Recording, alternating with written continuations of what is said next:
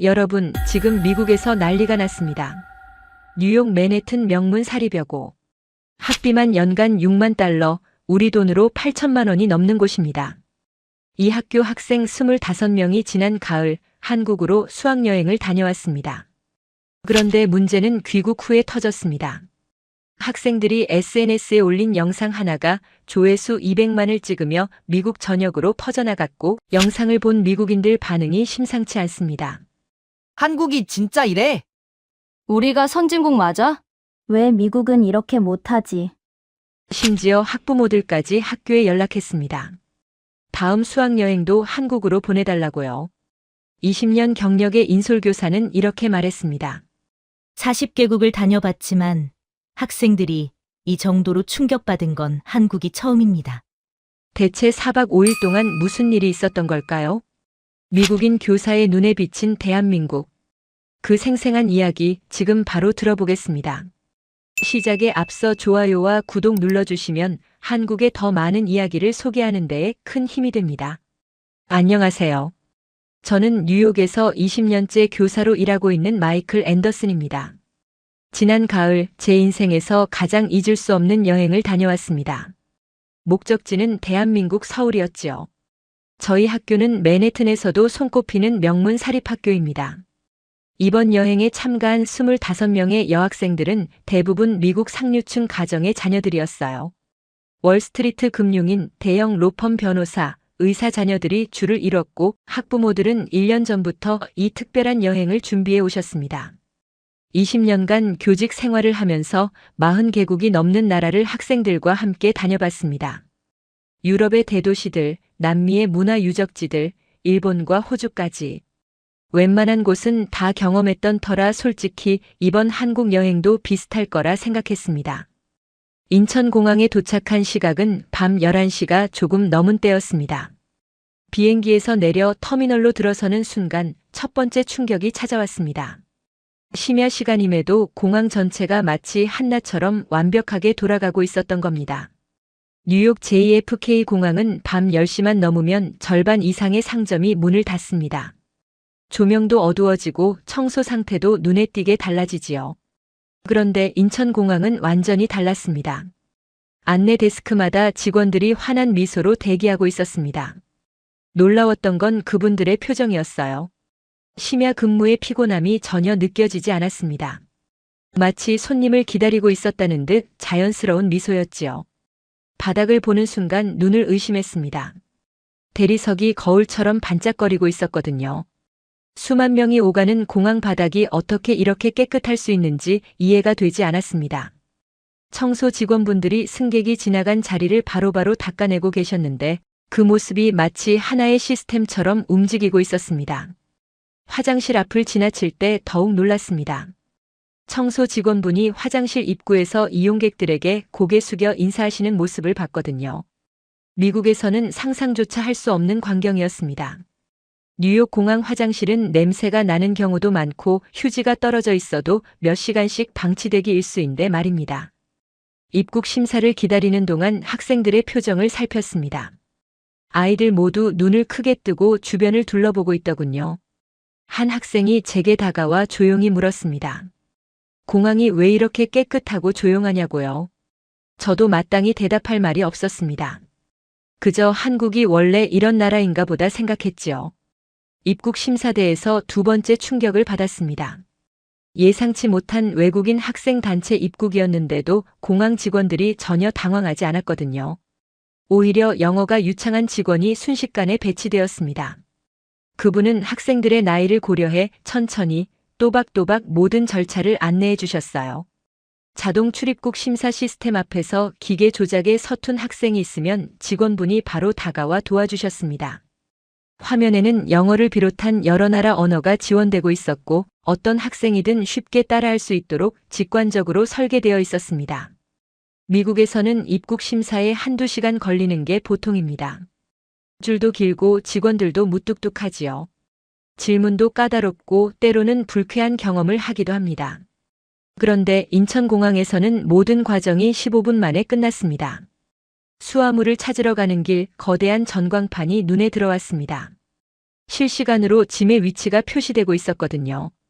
어느 비행기 짐이 몇 번 컨베이어 벨트에서 나오는지, 몇 분 후에 도착하는지까지 정확하게 알려주고 있었습니다.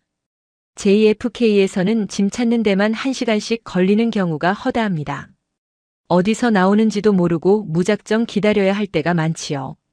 그런데 인천공항에서는 안내대로 가니 정확히 그 시간에 짐이 나왔습니다. 그 순간 깨달았습니다. 이건 단순히 공항이 좋은 게 아니라 나라 전체가 다르게 돌아가고 있다는 것을요.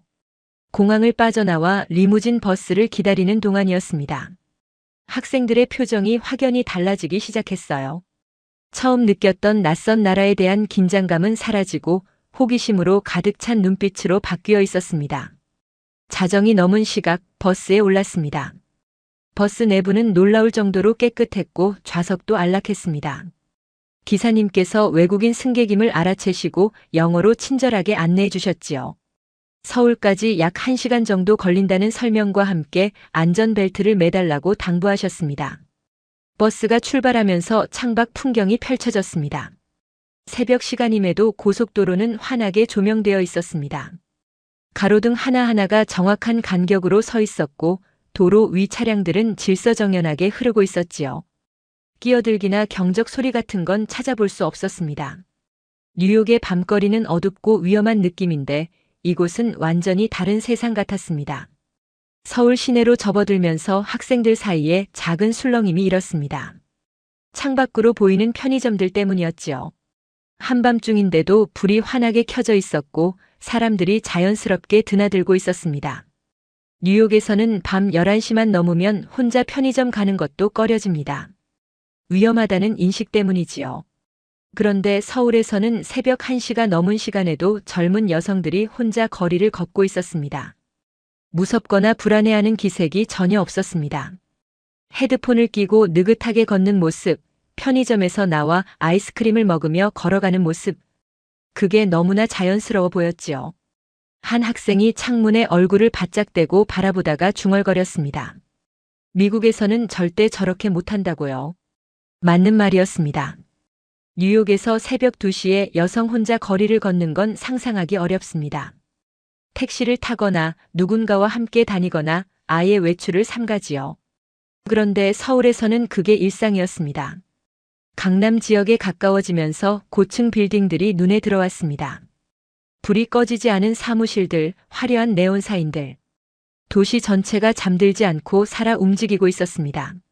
한강을 건너는 다리 위에서 본 야경은 숨이 멎을 정도로 아름다웠습니다.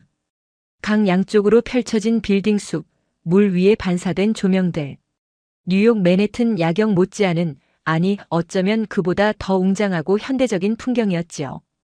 호텔에 도착한 시각은 새벽 2시가 넘어서였습니다.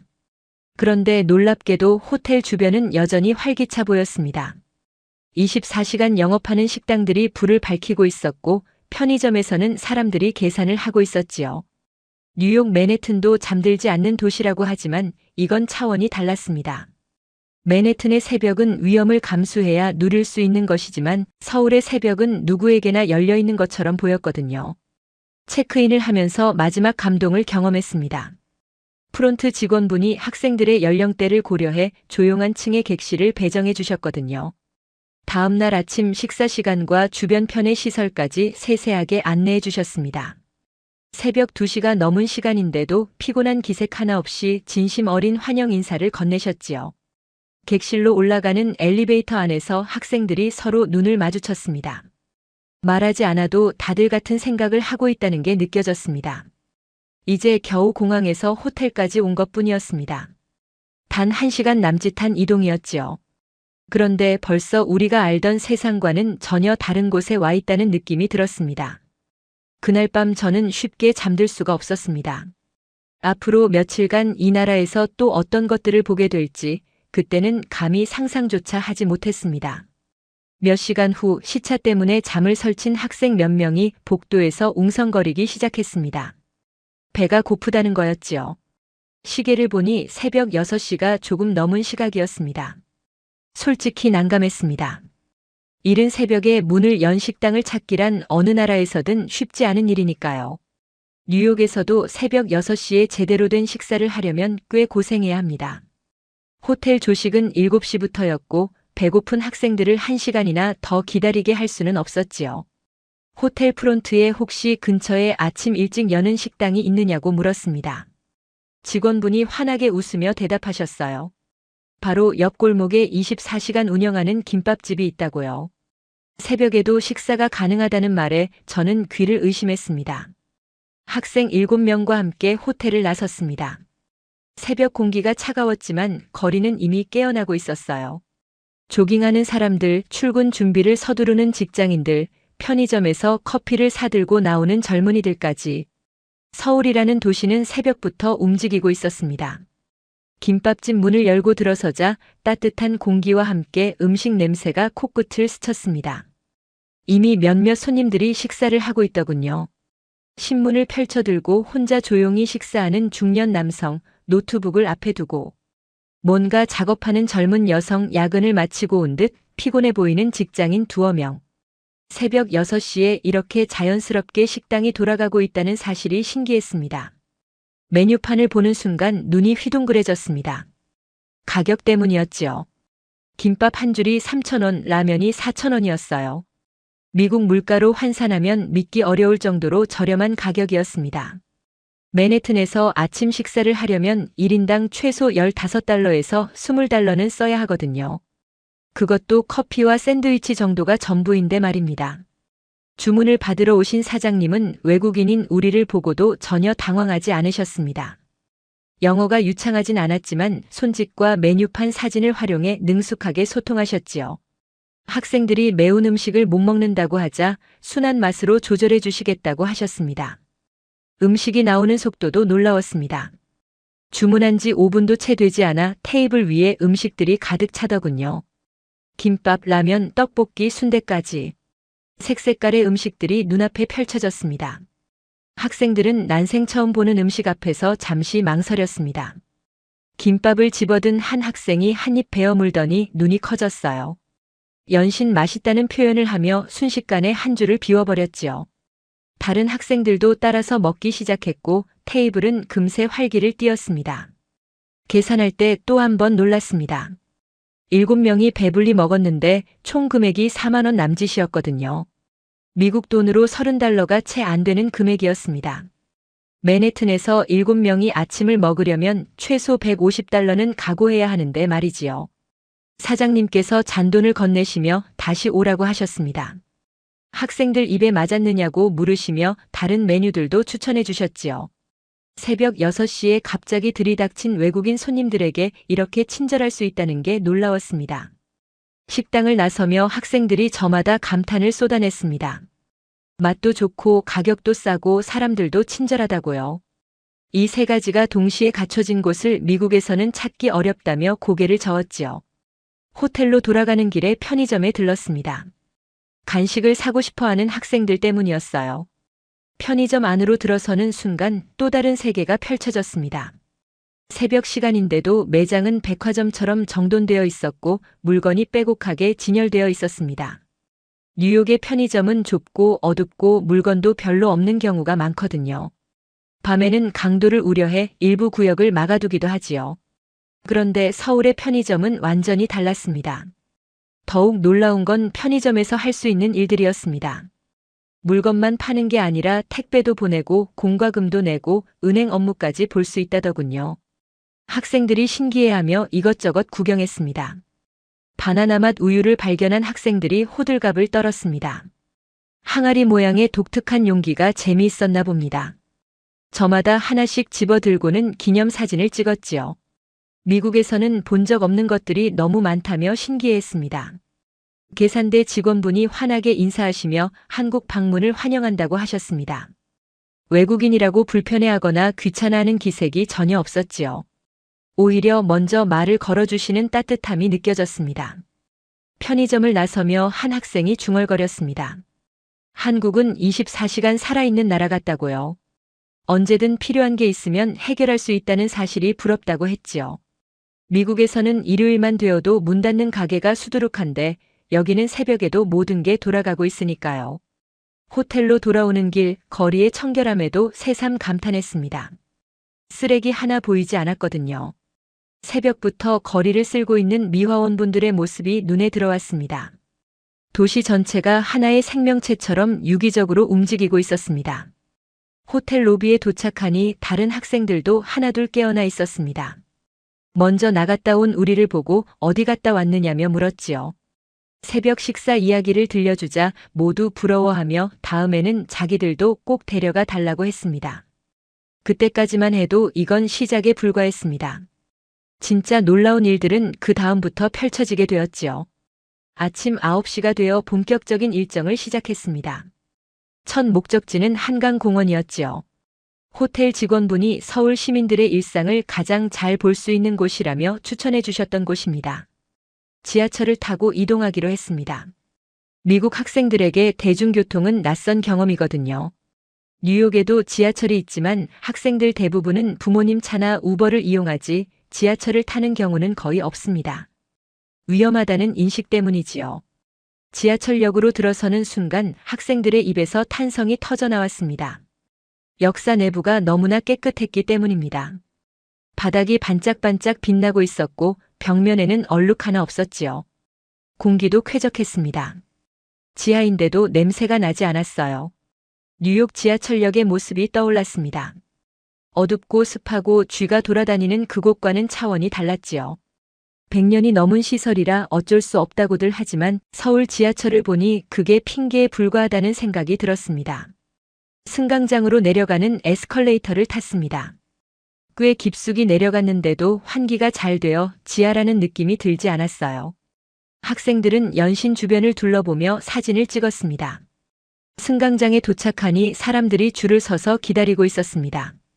바닥에 그려진 승차 위치 표시를 따라 두 줄로 질서정연하게 서 있더군요. 밀치거나 새치기 하는 사람은 단 한 명도 없었습니다. 전광판을 보고 또 한 번 놀랐습니다. 다음 열차가 정확히 몇 분 몇 초 후에 도착하는지 표시되고 있었거든요. 한 학생이 시계를 보며 확인했습니다.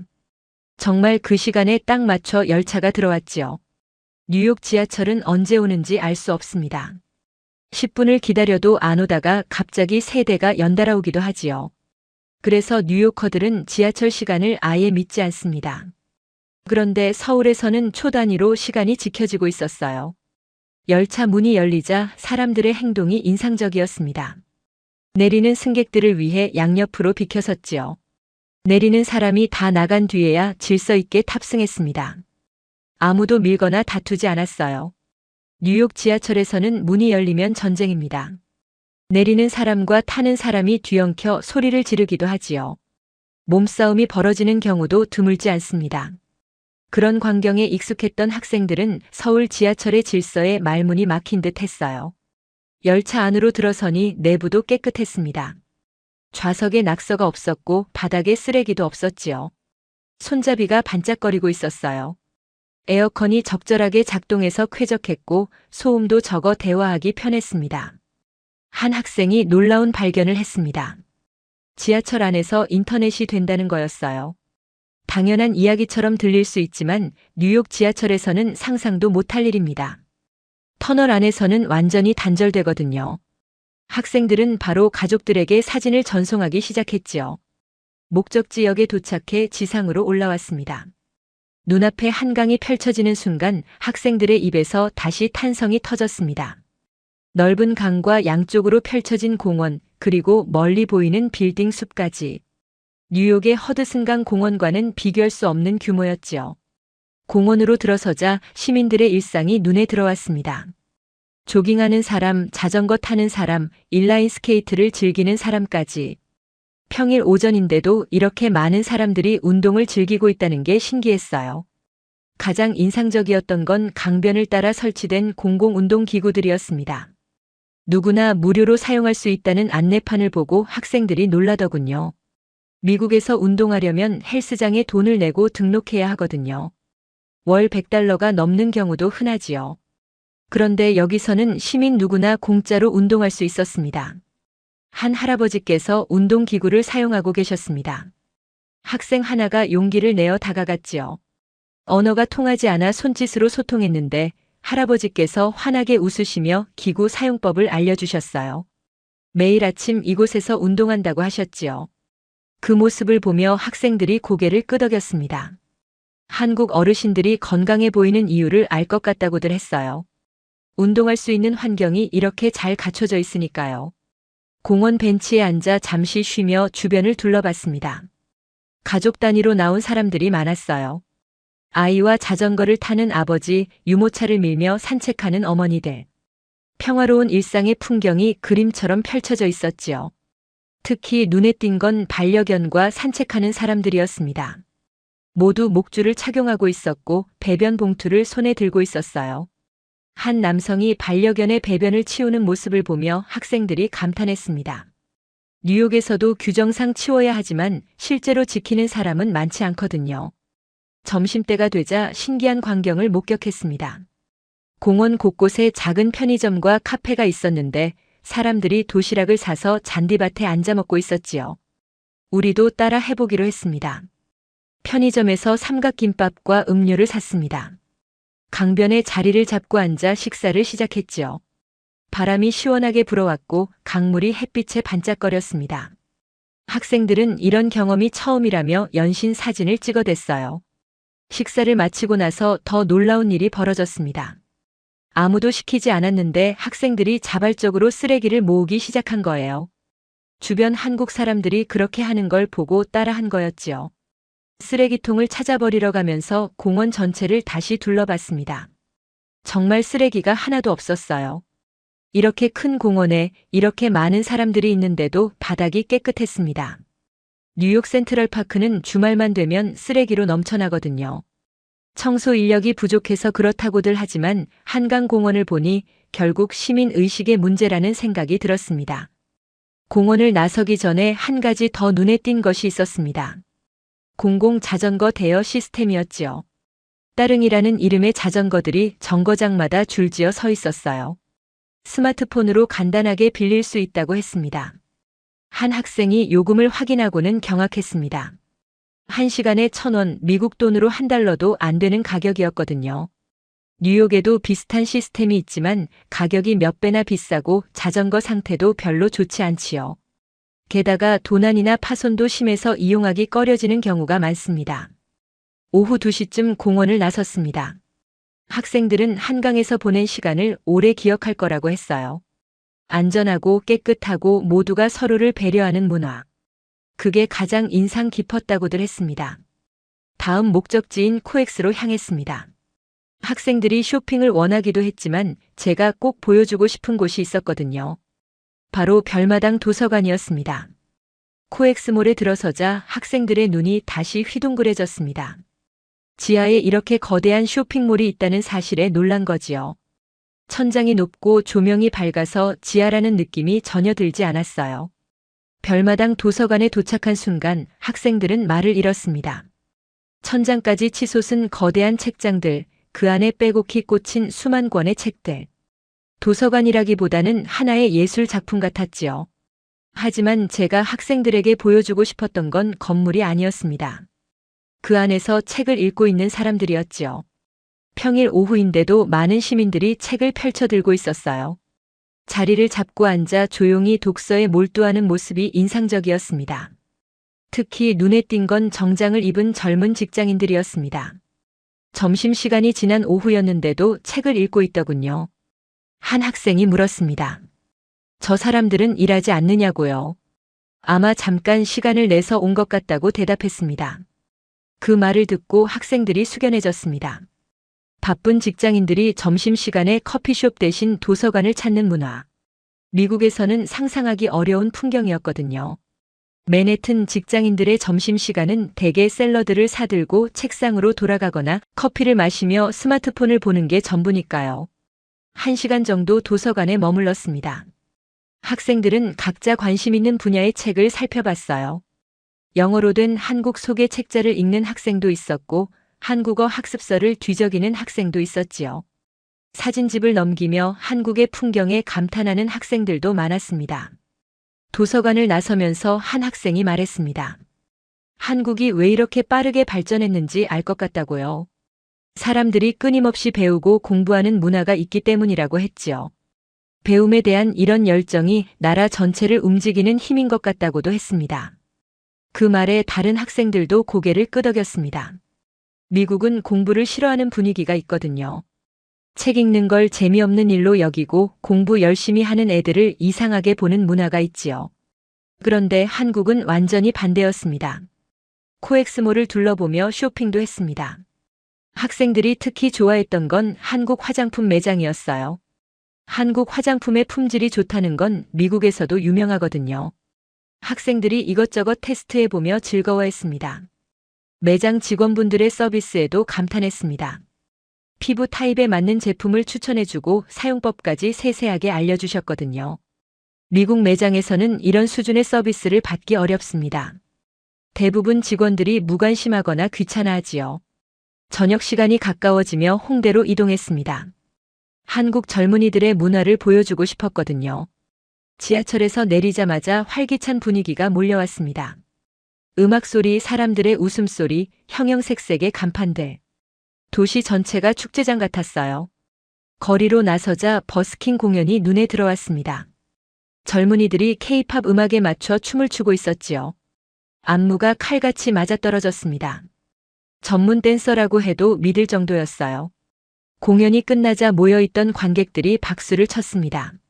몇몇은 모자에 돈을 넣어주었지요. 공연자들이 고맙다며 인사했습니다. 학생들이 감탄했어요. 길거리 공연의 수준이 이 정도라니 믿기 어렵다고요. 뉴욕에도 거리 공연자들이 있습니다. 하지만 대부분 수준이 높지 않고 주변이 지저분한 경우가 많지요. 공연을 보다가 소매치기를 당하는 경우도 있어서 오래 머무르기 꺼려집니다. 그런데 홍대 거리는 안전하고 깨끗했어요. 마음 편히 공연을 즐길 수 있었습니다. 조금 더 걸어가니 프리마켓이 열리고 있었습니다. 젊은 예술가들이 직접 만든 작품들을 판매하고 있었지요.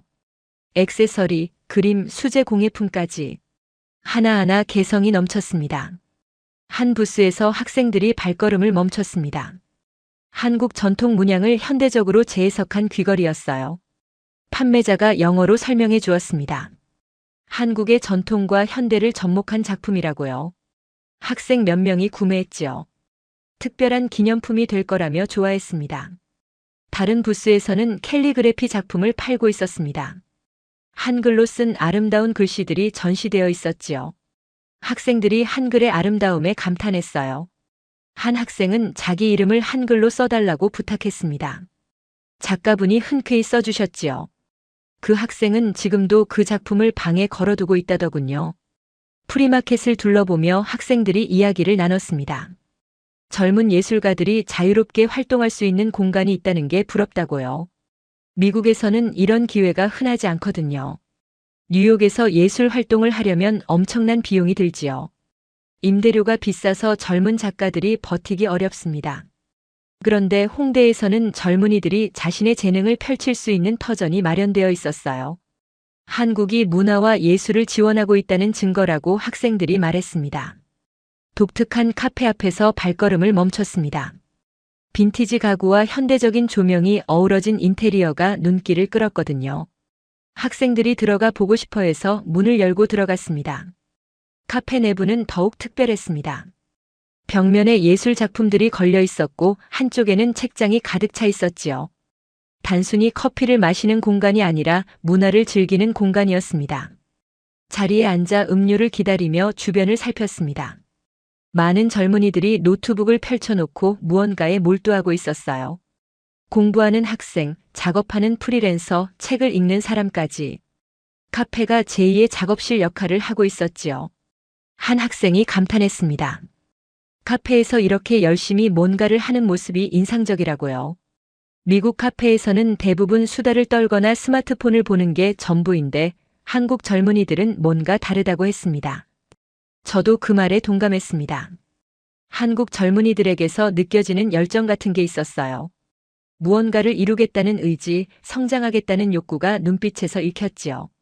그런 에너지가 이 나라를 움직이는 힘인 것 같았습니다. 저녁이 되자 거리가 더욱 활기를 띠었습니다.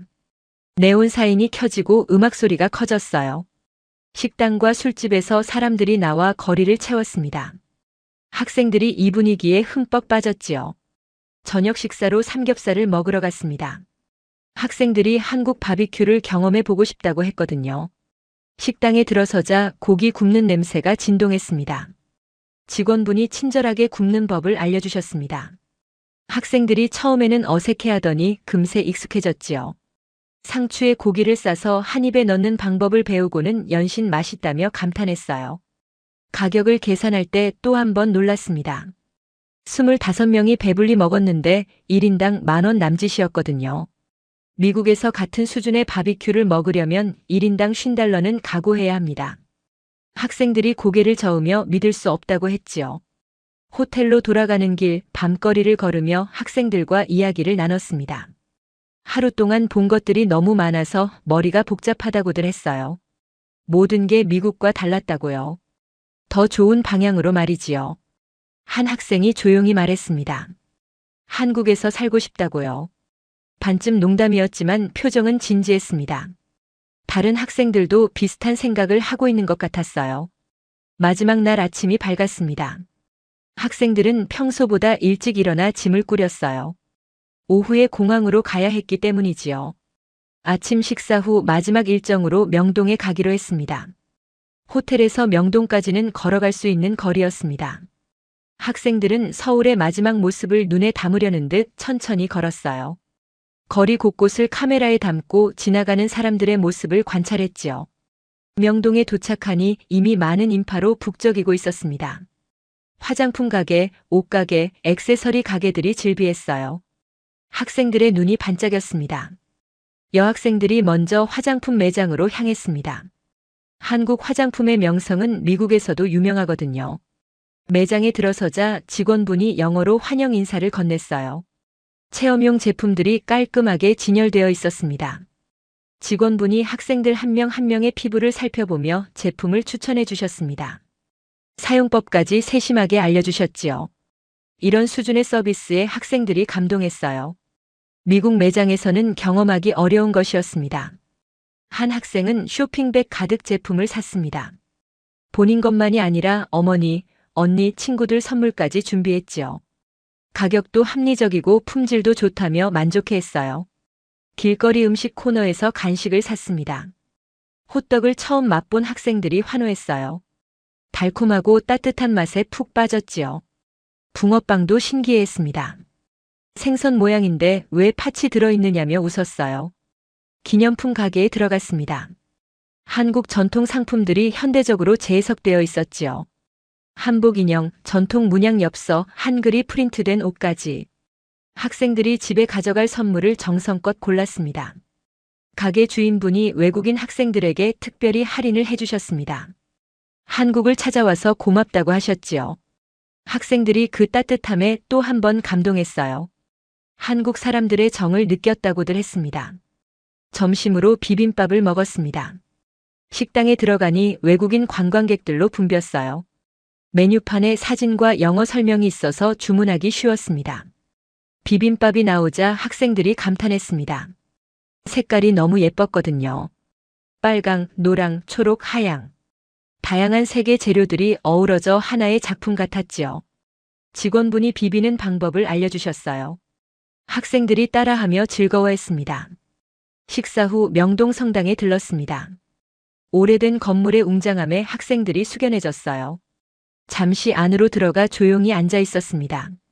평화로운 시간이었지요. 성당 앞 계단에 앉아 잠시 쉬며 이야기를 나눴습니다. 학생들이 며칠간의 경험을 되돌아봤어요. 예상했던 것보다 훨씬 좋았다고들 했습니다. 한국을 전혀 몰랐는데 이제는 가장 좋아하는 나라가 되었다고요. 한 학생이 조용히 말했습니다. 꼭 다시 오고 싶다고요. 더 오래 머물고 싶다고도 했지요. 다른 학생들도 고개를 끄덕였습니다. 며칠이 너무 짧았다는데 모두가 공감했어요. 오후가 되어 호텔로 돌아갔습니다. 짐을 찾아 공항으로 향하는 버스에 올랐지요.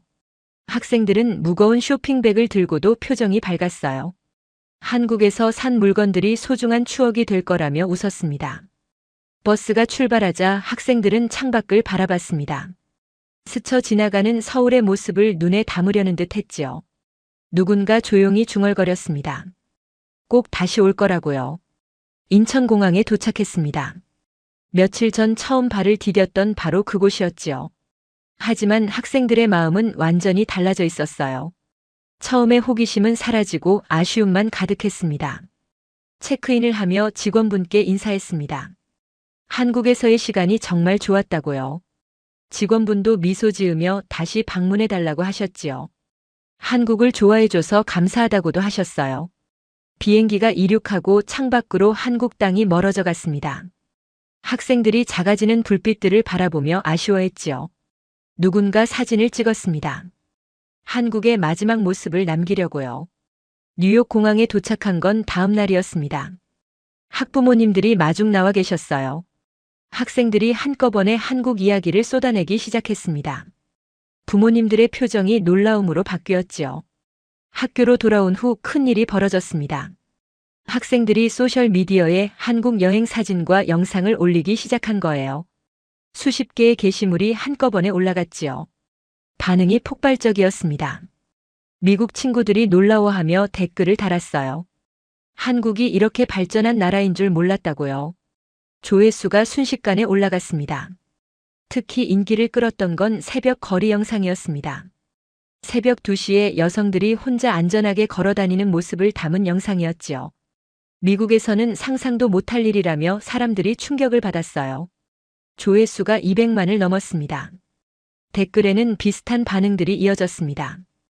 왜 미국은 이렇게 못하느냐는 것이었지요. 세계 최강 대국이라면서 기본적인 안전도 보장 못하느냐는 자주 섞인 글들이 많았습니다. 학부모들 사이에서도 한국에 대한 관심이 높아졌습니다. 학교에 문의가 쏟아졌지요. 다음번 해외 수학여행도 한국으로 해달라는 요청이었어요. 자녀를 한국에 보내고 싶다는 부모들이 크게 늘었습니다. 저도 학교에서 특별 강연을 요청받았습니다. 한국에서의 경험을 다른 학생들과 교직원들에게 공유해 달라는 거였지요. 강당이 가득 찼어요. 모두가 한국이라는 나라가 궁금했던 겁니다. 강연에서 저는 한국에서 본 것들을 솔직하게 이야기했습니다. 시스템의 효율성, 시민의식의 수준, 그리고 무엇보다 외국인에 대한 따뜻한 환대를요. 청중들이 집중해서 들었습니다. 질문 시간이 예상보다 길어졌습니다. 한국이 정말 그렇게 안전한지, 교육열은 어떤지, 물가는 어느 정도인지 모두가 한국에 대해 알고 싶어 했지요. 강연이 끝난 후 많은 학생들이 다가왔습니다. 한국에 대해 더 알고 싶다고 했어요. 한국 드라마를 보기 시작했다는 학생도 있었고 한국어를 배우고 싶다는 학생도 있었습니다. 얼마 후 학교에서는 한국과의 교류 프로그램을 준비하기 시작했습니다. 다음 해에는 더 많은 학생들이 한국을 방문할 예정이지요. 한국에 다녀온 학생들이 후배들에게 조언을 해주고 있었어요. 그 우연한 여행이 많은 것을 바꿔놓았습니다. 학생들의 세계관이 달라졌고 학교의 프로그램이 바뀌었고 미국의 젊은이들이 한국이라는 나라에 관심을 갖게 되었지요. 지금도 그때 함께 갔던 학생들과 연락을 주고받습니다. 모두 한국에서의 시간을 잊지 못하고 있어요. 누군가는 실제로 한국 대학에 지원했다고 하더군요. 20년간 40개국을 다녀봤지만 이런 경험은 처음이었습니다. 작은 여행 하나가 이렇게 큰 파장을 만들어낼 줄은 몰랐지요. 한국이라는 나라가 가진 힘을 새삼 느꼈습니다. 대한민국. 그곳은 우리 모두에게 잊을 수 없는 나라가 되었습니다. 오늘 사연은 여기까지입니다. 뉴욕 명문여고 학생들 한국 수학여행 충격 스토리 어떠셨나요? 사연의 주인공에게 응원의 댓글을 남겨주세요. 지금까지 감동정거장에서 사연 전해드렸습니다. 사연이 마음에 드셨다면 좋아요와 구독 부탁드립니다. 시청해주셔서 감사합니다.